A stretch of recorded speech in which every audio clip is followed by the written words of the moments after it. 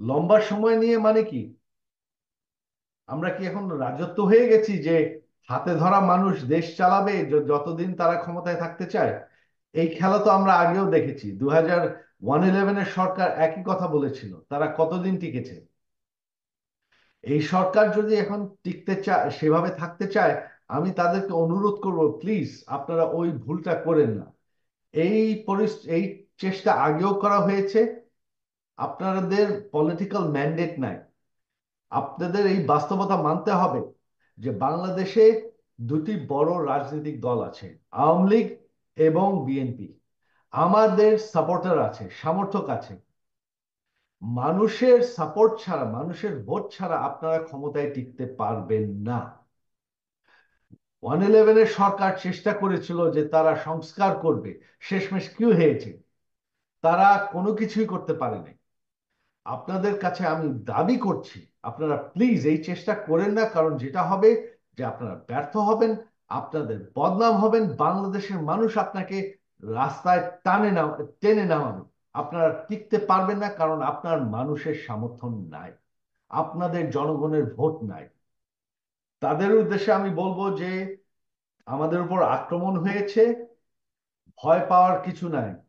71-এ আওয়ামী লীগ লড়াই করেছে, 71-এ আমরা শেষমেশ হাতিয়ার তুলে বাংলাদেশকে স্বাধীন করেছি। 75-এ চেষ্টা করা হয়েছে আওয়ামী লীগকে শেষ করে দেওয়ার। আওয়ামী লীগের বড় বড় নেতাদের, সম্পূর্ণ নেতাদের হত্যা করা হয়েছে। তারপরেও আওয়ামী লীগ টিকে আছে। আজকে আওয়ামী লীগ তার চেয়ে অনেক শক্তিশালী পজিশনে আছে। আওয়ামী লীগ এখন এত শক্তিশালী, আমাদেরকে কেউ দাবায় রাখতে পারবে না। আওয়ামী লীগের নেতৃত্বের অভাব নেই। আমি সজীব ওয়াজেদ জয় আছি, বঙ্গবন্ধুর নাতি। আমি আওয়ামী লীগের সাথে আছি। আওয়ামী লীগকে আমি ফের ক্ষমতায় আনবো। আজকে হোক, কালকে হোক, 4 বছর পর হোক, 5 বছর হোক, পরে হোক, আওয়ামী লীগ ফেরত ক্ষমতায় আসবেই আসবে। কারণ আওয়ামী লীগ হচ্ছে বাংলাদেশের সবচেয়ে বড় রাজনৈতিক দল। কেউ আমাদের ঠেকায় রাখতে পারবে না। খামের এত দাগ হয় কিভাবে? এই যে ভাবি, দাগও যাবে রাগও যাবে, নিন চাকা সুপার হোয়াইট। অবশ্যই এই নির্বাচন যদি নিরপেক্ষ হয়, আর আমি চাই দ্রুত নির্বাচন, কারণ সংবিধানে আছে যে 90 দিনের মধ্যেই একটা সংসদ ডিসলভ করার 90 দিনের মধ্যে নির্বাচন করতে হবে। এর বাইরে কোনো উপায় নেই।